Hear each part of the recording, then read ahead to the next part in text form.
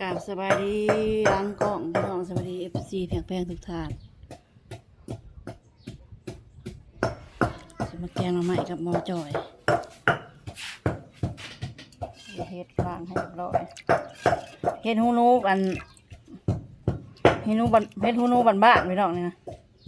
บ่เป็นแบบเขาเจ้าเขาซื้อมาแห้งๆแล้วมาแช่น้ำได้นี่ที่เก็บน้ำปลาน้ำมันยังแล้วนี่แซ่บแบบนี้ปลาขะแยงกัดซื้อมาหลายมื้อแล้วมันซ้ำตกหน่อไม้จืดแล้วโรยแต่แกงจ้า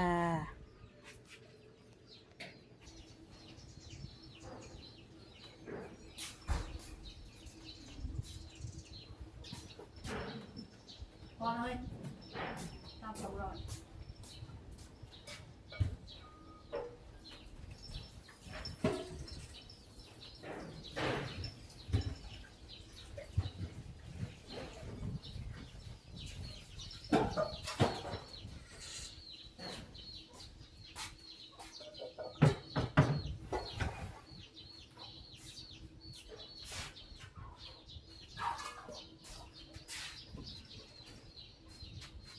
พริกแห้งไปครับ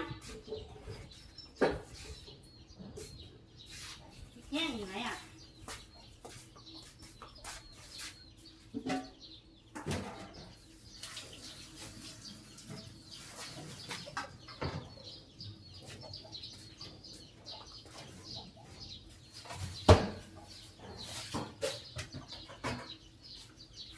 เรียบร้อยพริกแห้งอันนี้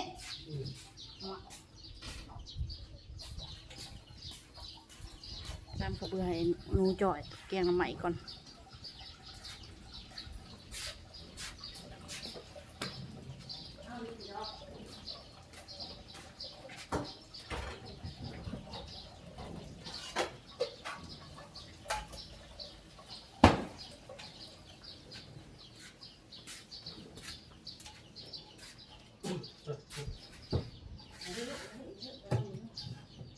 นอนอยู่นะห้ามดื้อนะ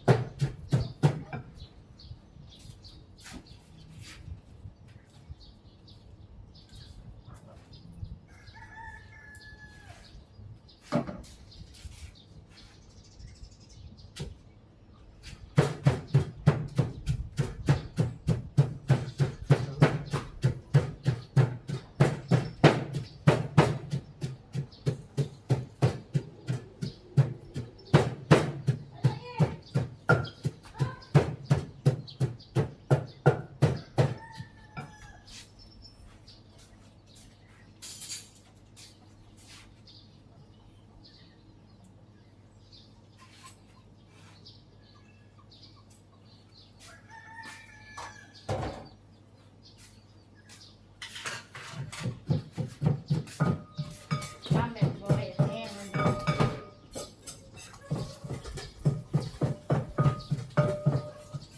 ำพอดีขาดครึ่ง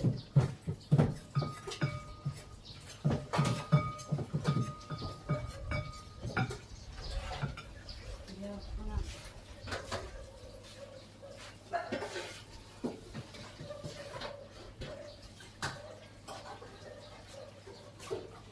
จืดเลยจ้าว่ะ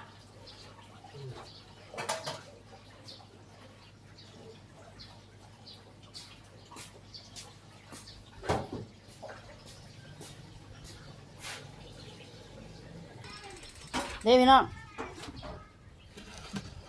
น้ำยานางเขียวๆเลยจะจ่อยขัน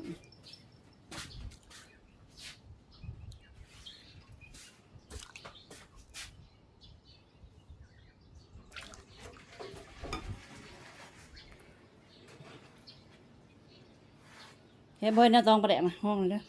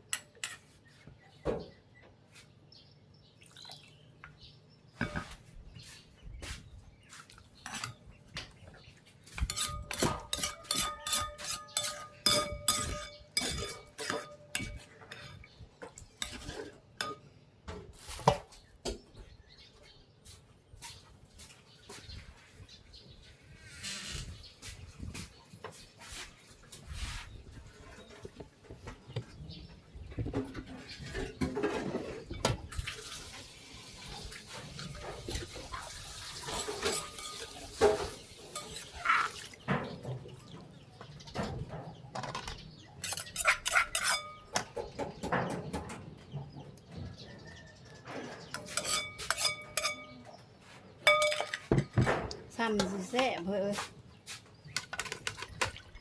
โอ้น้ำยานางเกี่ยวทุ่มเลยพี่น้อง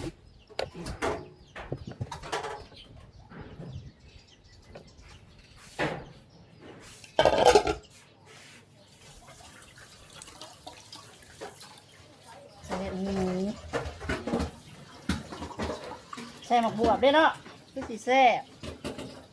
พี่น้องเอ้ย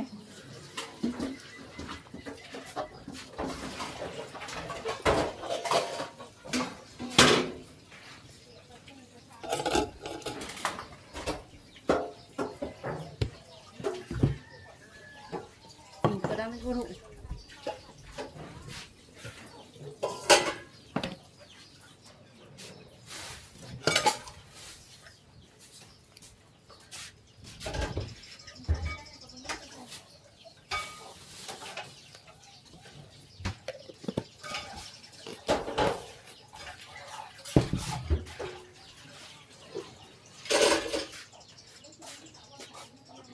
ขึ้นมาแล้วแม่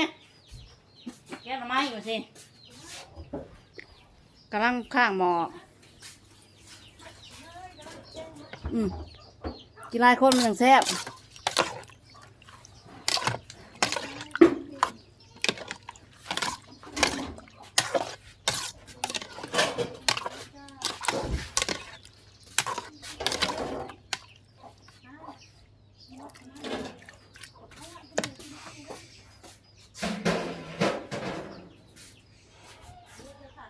ถามมันหอนก่อนจังใส่เปลือก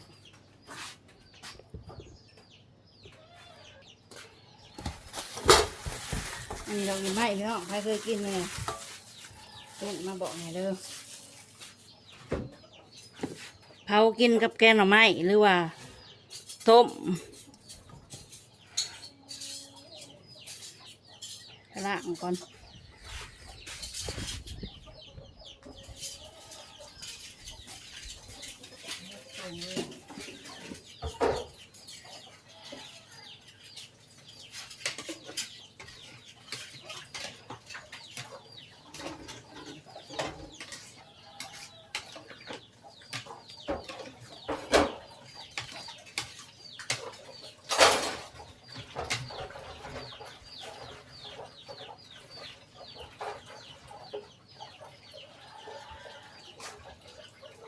ต้มกับเวลาต้มนะพี่น้องน้ำเดือดเขาจะเอาลงมันจะบดำเขาจะว่า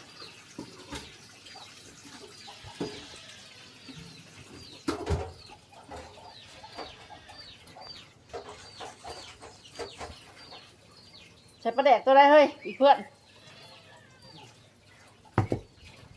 สีแดงนี้เนี่ยทะเล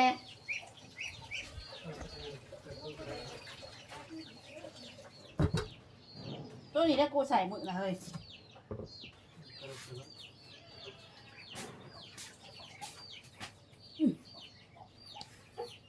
ลายปลูกเถะจะปลูกว่าสิปลูกได้สิเสะ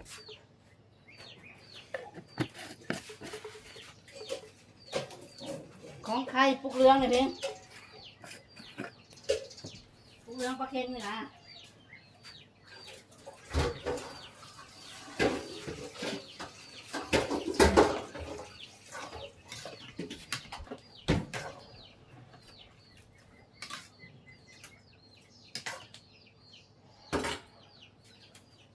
กำลังเลือก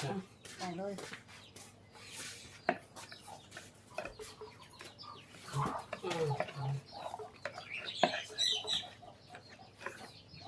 เอาซีมันไหม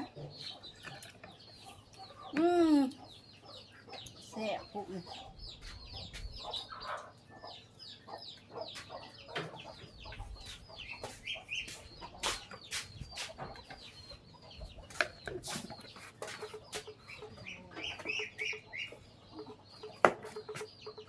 แยกไว้ก่อนมันมาแกงมันไม่แกง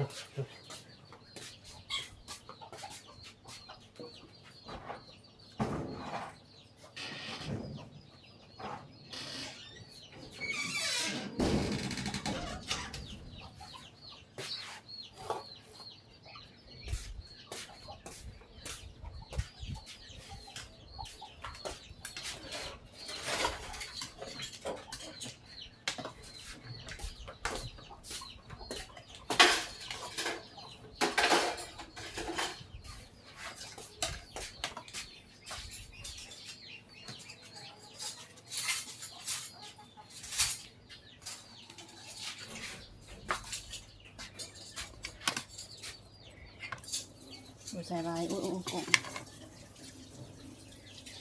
อย่ามันเค็มมันเคยมีประวัติสิพยายามบ่แม่นว่ากินเค็มนะพี่น้องมันผิดพลา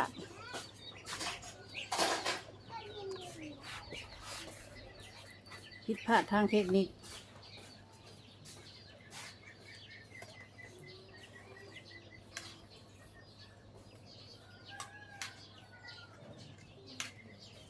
จ่อยจังมันเป็นยังพี่น้องเอ้ยเอาบ่ปากบ่ตีนสะลึมมั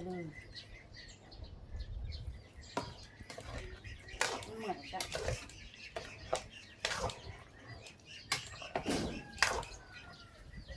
ทำกลมกับควง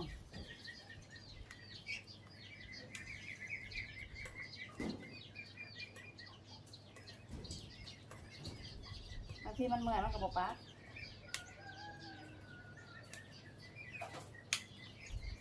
ตีไปเลย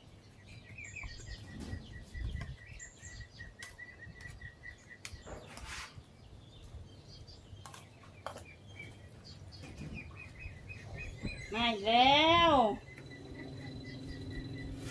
น้องวิวิ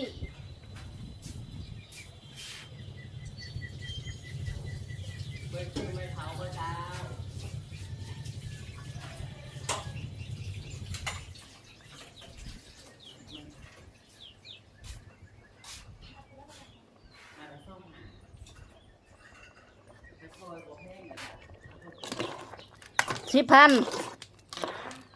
10,000บ่ต่อทุนน่ะ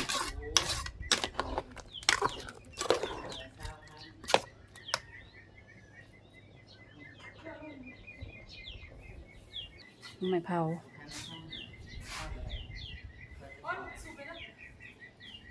สอยแล้วแหละน้องสุมาละเศร้าเลยมันใครมาช่องหาเอาตัวขึ้นหนักเศร้าอะไรละซอย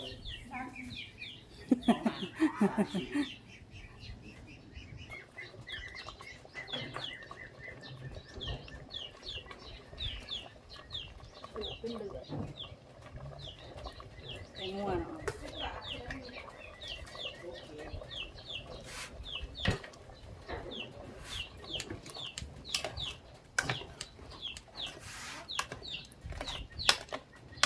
จะลืมจักปุ๊บโอ้แต่มันพดขักบ้านเลย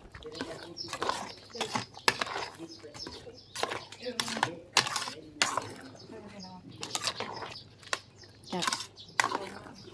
มันเมื่อยมันระบบปาก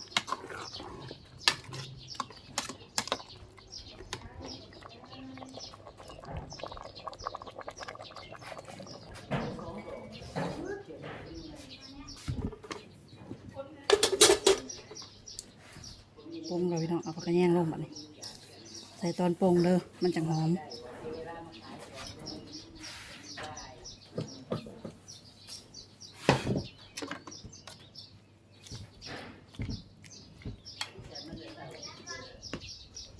ใส่ตอนปรุงจังหอมกลิ่นโชยโรยกลิ่นโชยมา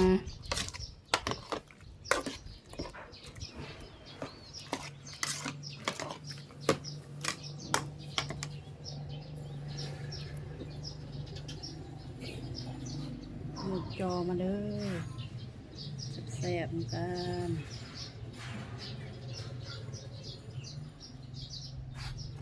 โอเคพี่น้องจะพาบรรยากาศเอาไว้สวัสดีก่อนคลิปนี้ก็ได้ขอบคุณทุกคนคอมเมนต์เลยพบกันคลิปหน้าพี่น้องสบายดี